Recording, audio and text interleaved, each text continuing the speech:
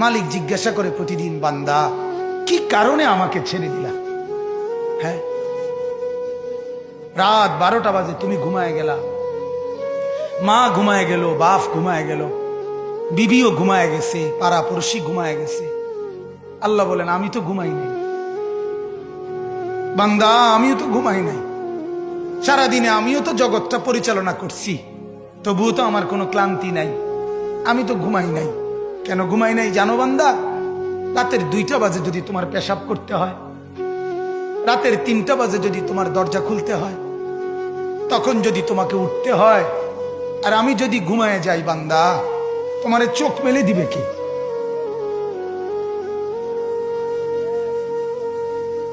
এই বাপ, চোখ মেলে দিবে কি?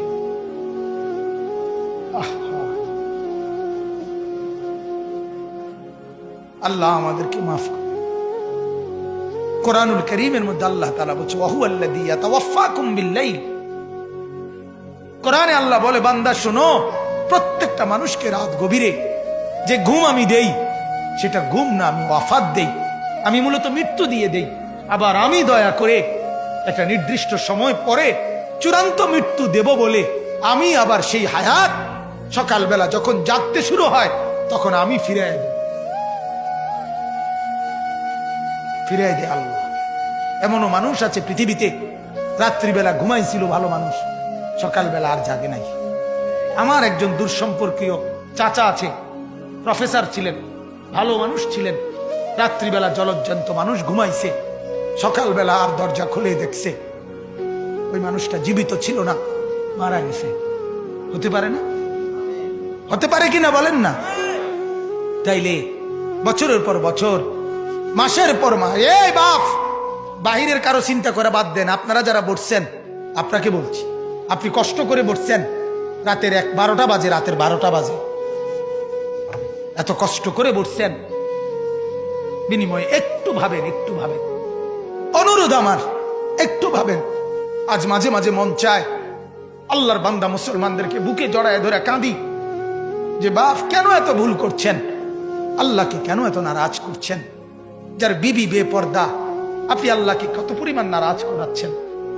যার স্ত্রী, যার মেয়ে বেপর্দা, আপনি আল্লাহকে কি পরিমাণ নারাজ করছেন বলেন?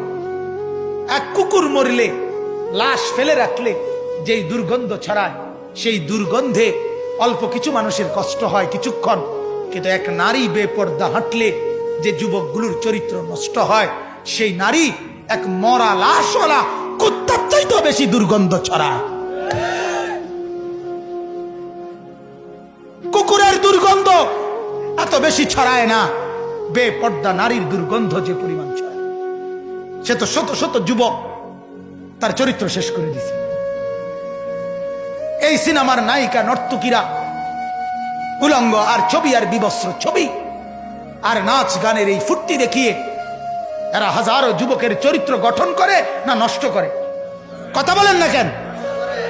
এজন্য আমার শায়েখ আল্লামা মুফতি মুশতাকুন নবী সাহেব বলে, হাজারো মানুষের জীবন নষ্ট করে যে, এজন্য তার জীবনে কখনো সুখ ধরা দেয় না। এজন্য এই পৃথিবীর জরিফ এটা, আপনি জরিফ চালাইয়া দেখেন, যত সিনেমার নায়ক নায়িকা, এদের জীবনের মতো দুঃখী জীবন, ব্যক্তি জীবনের মতো কষ্টের জীবন আর কারো নাই। আপনি খবর লাগান, আপনি খবর লাগান, এদের মতো লাঞ্ছনা। কারণ হাজারো যুবককে নষ্ট করছে এই হাসি দিয়া, অথচ এই হাসি তার মূলত আসল হাসি না। এই হাসি যদি ল্যাবে অথবা ডায়াগনস্টিক সেন্টারে পরীক্ষা করায়, প্রত্যেকটা হাসির মধ্যে ফরমালিন পাওয়া যাবে। কি পাওয়া যাবে? ফরমালিন, ফরমালিন, ফরমালিন পাওয়া যাবে। এগুলা হাসি না, এগুলা ধোকা।